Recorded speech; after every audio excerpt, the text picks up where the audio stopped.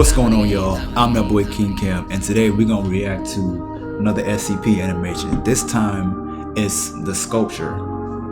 This one is by Detective Void. The first one I watched, the first couple of animations that I watched, I don't think they were by him. So this is a new word.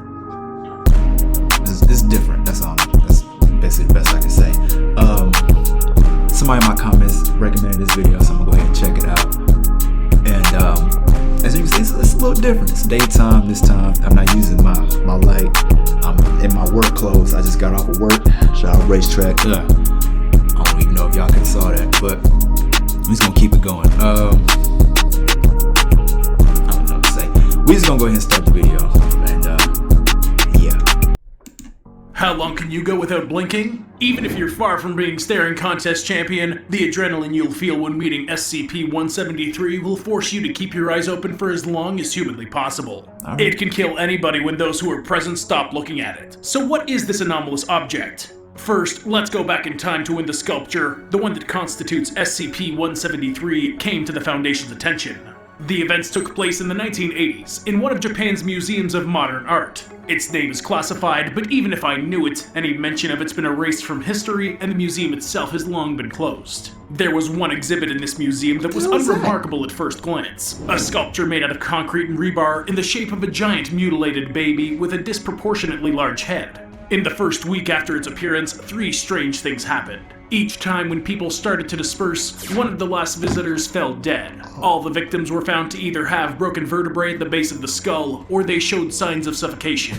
At first, all suspicions fell on museum guards, but when guards themselves began to die in a similar way the following week, all suspicions were removed. The 3 detectives who took part in the investigation suffered the same fate. Rumors quickly began to spread around the city, and even tourists stopped visiting the museum. After a strange mixture of blood and feces began to appear on the floor of the museum regularly, the facility had to be closed altogether. It was impossible to clean this substance up by any means, and its persistent odor spread over a 3-kilometer radius. Local intelligence services planned to liquidate the entire museum in order to avoid having to search for the source of the trouble. The fact is, for Japanese intelligence, this is a traditional method of dealing with anomalies. There's a theory that the bombs at Nagasaki and Hiroshima were dropped by Japanese themselves under the guise of the American military. It was done in order to destroy 7 classified SCP objects that had appeared in that region. The earthquake that caused the Fukushima Daiichi nuclear disaster was provoked for a similar reason. The event cleared a large area of people in order to carry out an operation to destroy the anomalous boar demons. These creatures have bred extensively throughout Japan. It's now known that the atomic attacks provoked the emergence of new SCPs. But back then, Japanese intelligence hadn't yet realized this, and they were preparing for yet another bombardment of both the museum and the entire city. The SCP Foundation intervened just in time, and took control of the situation. The initial operation involved a mobile task force of 19 people, 10 Class D employees, and 25 additional video cameras. 5 Class D employees set up the cameras, while the rest were tasked with approaching the sculpture and doing nothing else. Foundation researchers expected to see instant death through the video cameras, and then determined its source. The scientists' expectations were met. All 5 employees were killed within the next 3 hours. The cause of death isn't immediately clear from the video footage, but if you stop the video at the right moments, you can see beige spots near the victims at the time of death. Meanwhile, during these milliseconds, the sculpture is not in its usual place. Most likely, the sculpture only attacked its victims at specific moments, but it took several more series of experiments in order to find out which moments. Another 384 Class D employees had to be expended for this. The researchers removed various parts of the body, brain, and sensory organs, and also changed the conditions of the employees' proximity to the object. Staff mortality was almost instantaneous in 3 cases. Removal of the eyes, removal of the visual cortex, and during complete darkness. From this, they came to the conclusion that the sculpture attacks only when no one in the immediate vicinity maintains eye contact with the object.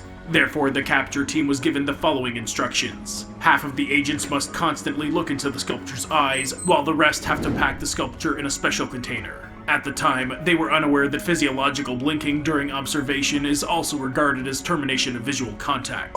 As a result, 2 agents were killed during the object's capture. Subsequently, the procedure for handling the anomaly was modified and described in the sculpture's containment conditions. Since 1993, the object has been contained within another anomalous object, SCP-001-ARC, or Eberstrom's Proposal-ARC. The Foundation calls this place Zone 19. It's a 24 square kilometer section of the Earth's surface. The anomaly of this zone is that every 2 weeks, it shifts to a random geographic location on Earth. Usually, the zone relocates to uninhabited places like Greenland, Antarctica, or northern Eurasia.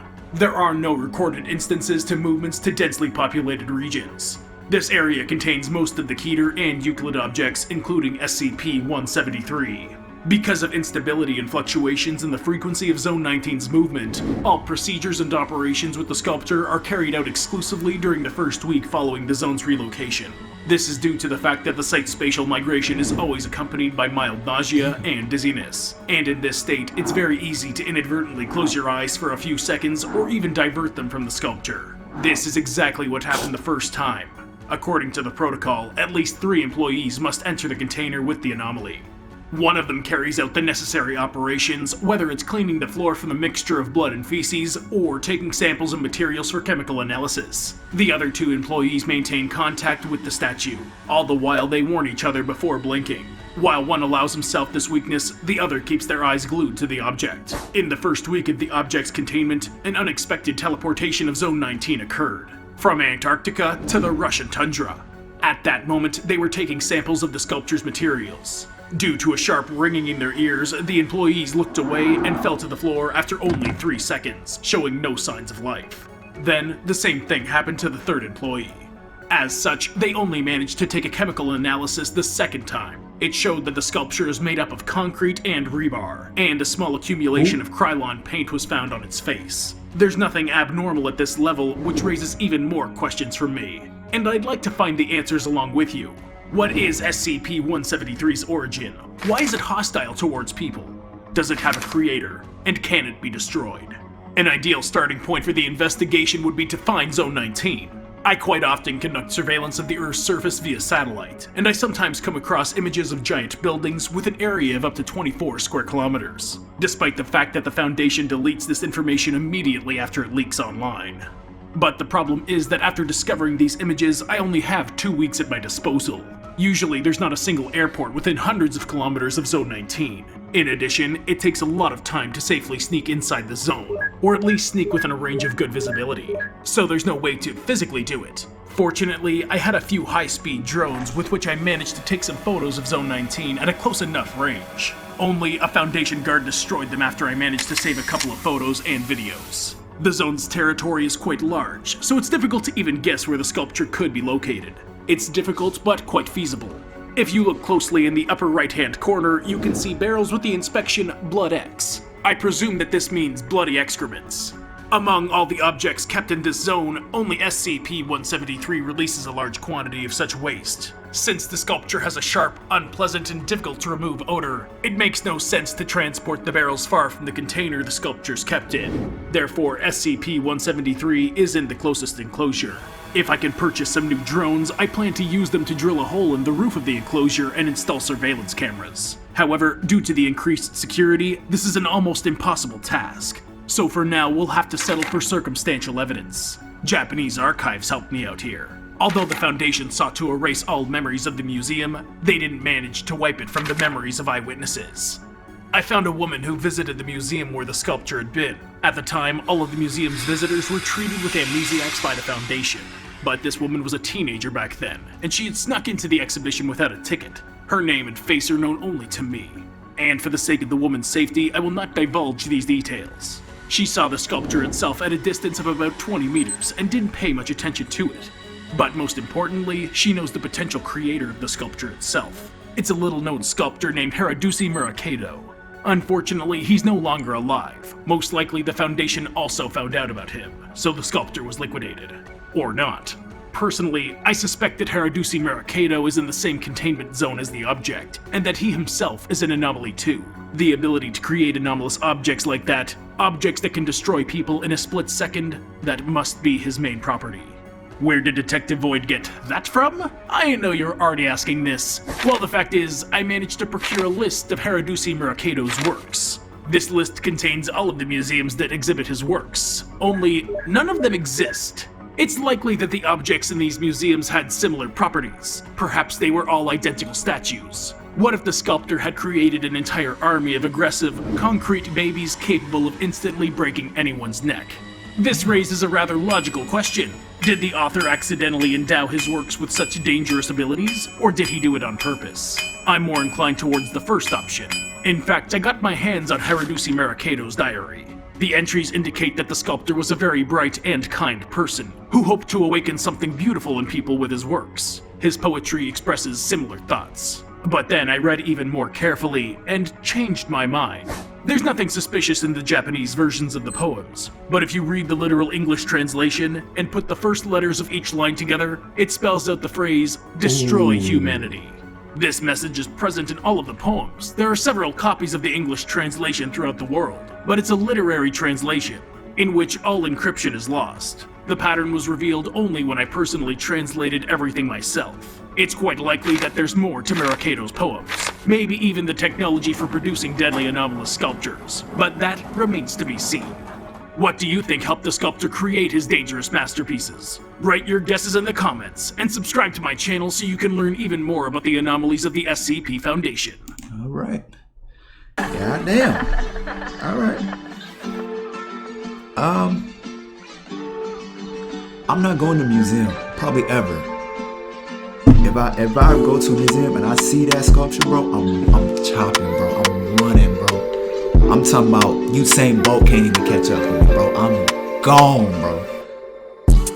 Ain't no way. You mean to tell me if you take your eyes off for like 1 second, if you blink, it's gonna be right next to you? Nope. No more museums for the rest of my life. Guarantee that. Ain't no way, bro. But I'm gonna go ahead and just end the video. Hope you guys enjoyed. If you did, go ahead and slap the like button. Be sure to subscribe if you're new, because I got more content like this coming out soon. I'm gonna be streaming. This is probably gonna come out either tonight or Monday. Whichever day you see this, be sure to check out my stream the next day, either Sunday or Tuesday at 7:30, either on YouTube or Twitch. I'm gonna be streaming on both. And I'm gonna go ahead and take a quick shower real quick while I peek outside my shower every 2 or 3 seconds to make sure I'm not, being followed. And that being said, I'm that boy King Cam, and I'm signing out. Peace.